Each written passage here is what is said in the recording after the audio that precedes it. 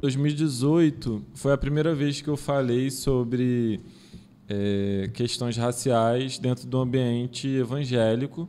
Foi no congresso chamado Team Brasil, que foi lá no Espírito Santo. Um congresso de adolescente? Team de adolescência. De adolescente. Sem fronteira. Não é operador. E foi lá no Espírito Santo, eu fiz uma roda para falar com adolescentes sobre essa questão. E a partir dali, de alguma maneira, começa essa caminhada de falar sobre raça, questões raciais e a igreja evangélica, né? Mas eu acho que, para além da igreja evangélica, o próprio evangelho, né? Como que isso se relaciona. Isso foi em 2018. Em 2019 foi quando eu tentei o meu mestrado, tentei entrar no mestrado pela PUC. Graças a Deus passei de primeira. Nossa. E aí Já tinha largado o JBC da cabeça? Já tinha. Brincando. Olha só. Tô brincando. E aí, quando a gente entra, a gente precisa escrever um editorial, um memorial, aliás, para falar um pouco da nossa história e o que a gente queria pesquisar. E na época eu escrevi no meu memorial que eu queria falar sobre as igrejas evangélicas na Baixada Fluminense, porque eu sou da Baixada. Sim. E tudo mais. O mestrado, desculpa te cortar, foi em teologia sistemático-pastoral. Então, isso. Vou explicar já o que é isso. Estou fingindo que A gente pedindo que entende. Claro, sistemático-pastoral. Nossa, claro. E aí, lá na PUC, você tem duas áreas. A área de teologia bíblica, que estuda, em resumo, os originais da Bíblia, né? Então, você estuda as línguas de grego e hebraico, estuda os materiais do Antigo e do Novo Testamento, vai se aprofundando nisso. E a área sistemático-pastoral, ela se subdivide na teologia sistemática, que é meio que o resumo da nossa fé, sendo estudado de maneira mais organizada, e a área pastoral, o exercício da fé, né? Então, como a fé se desenvolve nas igrejas e para além das igrejas. Então, a questão da missão, a questão pastoral, a questão litúrgica, etc. E aí, eu passei para a teologia sistemático-pastoral, para a área sistemática. Eu já queria, de alguma maneira, me aproximar dessa questão da pastoralidade, porque, assim, por mais que eu tentei fugir, eu sou pastor, então... Isso foi em 2019, então você não tinha virado pastor ainda oficialmente, né? Foi em 2020. Oficialmente, não. Você foi ordenado, né? Exatamente. Fui ordenado somente em 2020, mas já tinha noção do que viria. Né? E aí eu me formei, eu passei em julho, e foi no mesmo mês que do Despertar 2019, que é o Congresso da Juventude Batista Brasileira. E no Despertar aconteceu o episódio, né, que teve o cancelamento da mesa sobre racismo que a gente tinha organizado e tudo mais. E aí, a partir desse episódio, diante de toda a situação como viveu, eu queria entender, porque o tema da mesa era uma pergunta: não, o racismo atinge a igreja? E aí, a partir desse episódio, eu queria entender o porquê de tanto, como é que eu posso dizer, de tanto conflito, né, para se falar sobre racismo. E aí eu acho que nesse processo é importante eu falar também que eu fui me entendendo como pessoa negra, né, cada vez mais, entendendo o que isso afetava a minha fé e afetava a minha própria existência no mundo. E aí, beleza, eu comecei a estudar, então foi quando eu comecei a conhecer um pouco mais a teologia negra, tinha muitas ressalvas por não conhecer, e aí eu fui começar a entender o que é a teologia negra, para quem não... isso que eu pedi, se você pudesse explicar um pouco. O que é a teologia negra? A teologia negra nada mais é, em resumo, do que uma teologia feita a partir das pessoas negras que entendem o que é ser uma pessoa negra no mundo ocidental, porque é um mundo que é inteiramente atravessado pelas questões da escravização dos povos africanos que foram trazidos de maneira obrigatória, vendidos, né, comercializados do seu território africano para outros países. E então, a partir disso, a partir desse sofrimento que esse povo passou, muitas teologias, o que são teologias, né? Muitas comunicações de Deus aconteceram. Então, você tem, por exemplo, nos Estados Unidos, uma igreja negra mesmo, né? Essas igrejas que a gente gosta muito de conhecer. Que a gente é conhecido muito pelo coro e tal, né? Isso, exatamente. Que a gente gosta muito de ver nos filmes, que a gente gosta muito da música, nossa música mais soul, hip hop, etc. Tem muito dessa influência. Ela nasce como uma teologia, mas não uma teologia organizada, escrita, mas uma teologia vivida.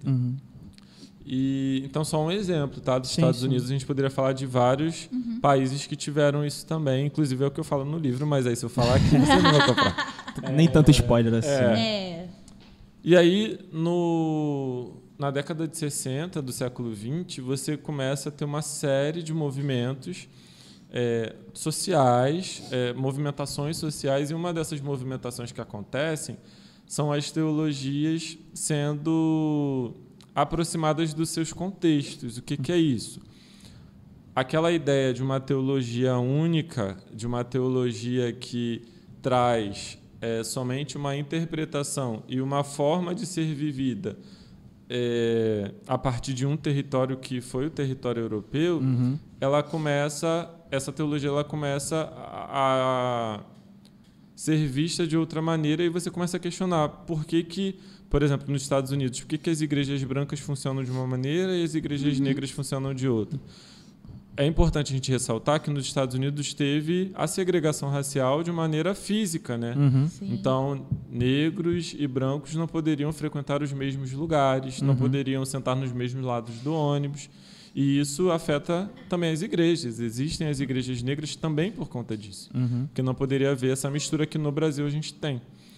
E aí você começa, então, a partir dessas igrejas, desses movimentos eclesiásticos, a ter uma teologia sistematizada, feita por pessoas negras. Então, por isso, a teologia negra. Isso não quer dizer, rapidinho, desculpa te cortar, não quer dizer que é uma teologia que venha para substituir outra teologia, para ser colocada acima, mas sim, são diversos olhares a partir dos povos. Né? Não, eu ia perguntar justamente isso. Não quer dizer que ela venha substituir, também não quer dizer que ela venha ser especificamente só para os negros. Né? Ela vem, na verdade, trazer a visão, né, do outro ponto de vista. E que precisa ser... Eu não sei se é simplificar, mas você falando, eu pensei num exemplo, não sei se significa isso, mas, por exemplo, a gente cresce com a imagem de um Jesus branco, de olho azul, que vem do europeu, né? Sim. E talvez a teologia negra venha trazer, vamos pensar, como é que era o povo daquela época, como é que era a aparência deles, né? Jesus estava muito mais para ser negro oriental do que, né, um europeu ocidental. Até porque se a gente for pegar realmente nas escrituras, não tem como Jesus nascer branco, louro, então acho que pelo que eu estou entendendo, é mais ou menos isso, né? Tipo, é você pegar um pensamento que teve ali influência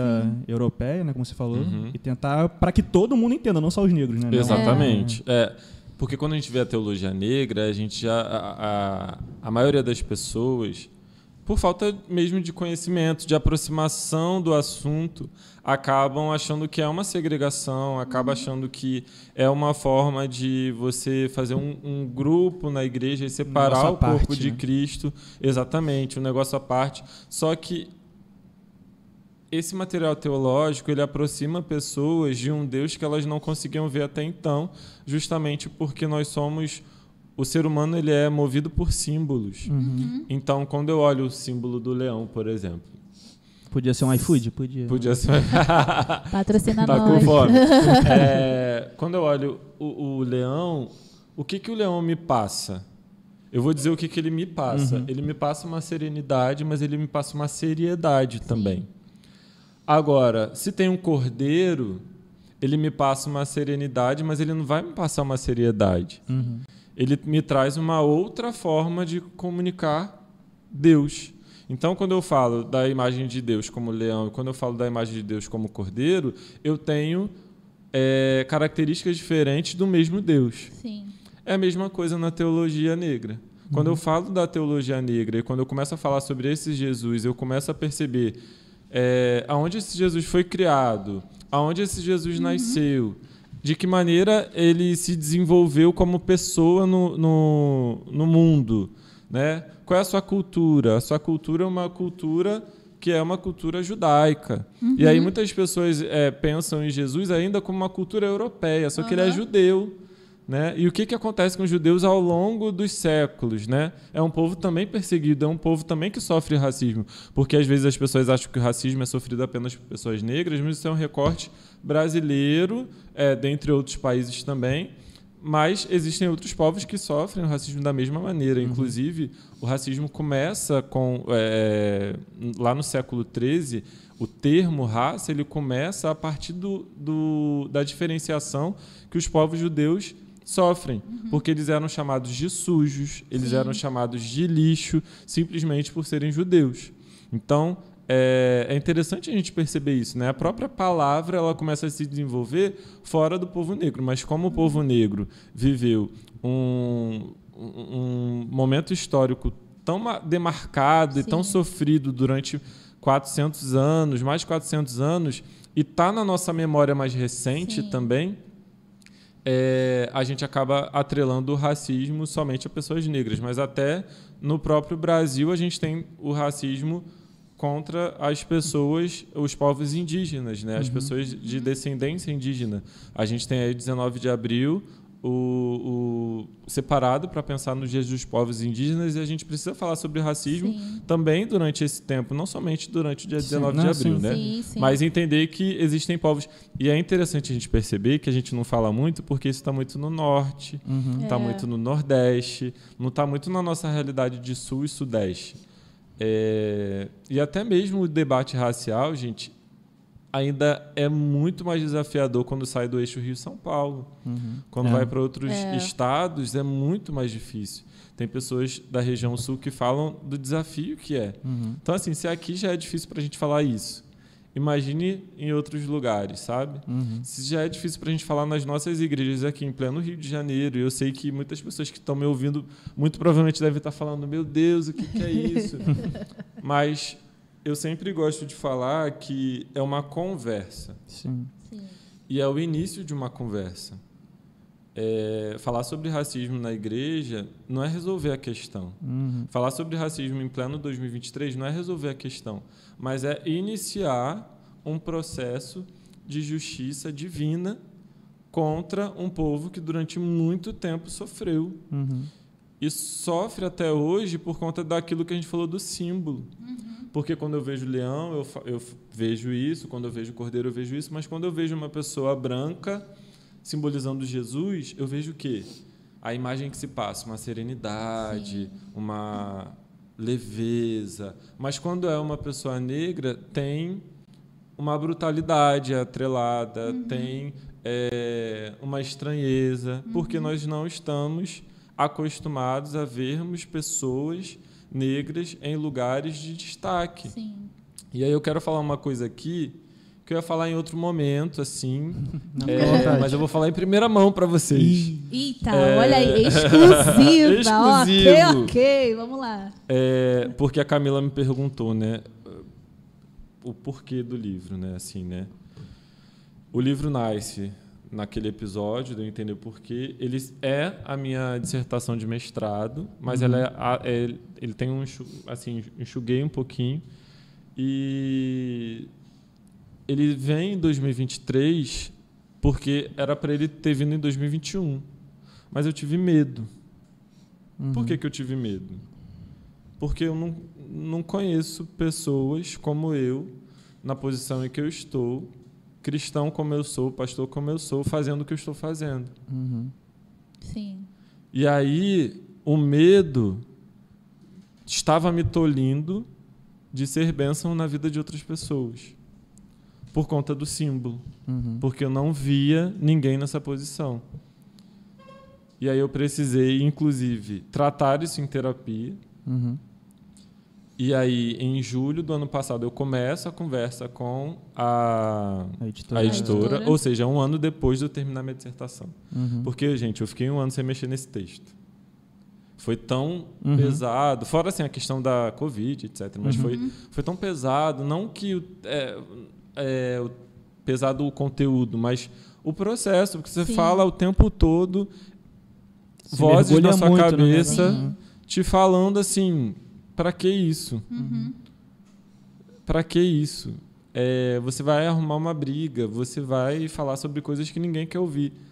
Mas aí cada pessoa que vinha e falava, Ronan, é muito importante para mim você, como pastor, falar sobre isso, porque na minha igreja eu não pude cantar no louvor porque meu cabelo era crespo. Uhum. Porque na minha igreja o meu pastor zoou a minha aparência de púlpito. Como a gente viu, né, durante a pandemia, uma menina que numa Assembleia de Deus não pôde se batizar porque o cabelo dela era crespo. Uhum. E na Bahia, que é o estado que a gente coloca Sim. como esse estado de referência para pessoas negras. Uhum. Mas não adianta a gente ter uma referência se a gente não atrela isso à fé também. Uhum. Porque a fé faz parte da nossa vida. Não adianta eu me anular. Porque às vezes as pessoas saem da igreja para se identificar com outra fé, porque não veem essa identificação dentro da fé cristã. O que eu vejo nisso? Que no fundo a pessoa só quer se entender como gente. Porque muitos de nós não se entendem como gente. Mas eu creio no Deus, nós cremos no Deus que nos vê como nós somos. Uhum. E se alegra, viu que isso era bom. Uhum. Então, se Deus me vê que eu sou bom, né, me criou e viu que isso é bom, então eu vou usar tudo que eu sou, tudo que há em mim, tudo que meu pai me deu, né, Eli Soares? Eu vou usar tudo isso para glorificá-lo. Então, esse processo, né, começou lá com a editora em julho, mas até o processo de realmente finalizar a parada foi difícil, porque eu falei, meu Deus... Não vai. Eu falei, quer saber? Ou eu dou um passo de fé e comunico ao mundo isso, ou eu nunca vou fazer. Sim. E hoje, vivendo esse processo, e cada pessoa que compra o livro, para mim é uma vitória, porque eu entendo que tem muito de Deus nesse processo de materializar uma dissertação em livro. E aí, quando vocês perguntam, é o primeiro de muitos, o meu desejo é continuar comunicando. E não tem a ver com quantidade, né? Tem a ver com comunicar mesmo. Uhum. Sim. E a gente precisa aprender isso com Jesus, né? Jesus, ele fez várias coisas para multidões, mas ele fez também várias coisas dentro da casa que ninguém viu. Especificamente, né? Ele fazia coisas para multidões e específicos. Exatamente.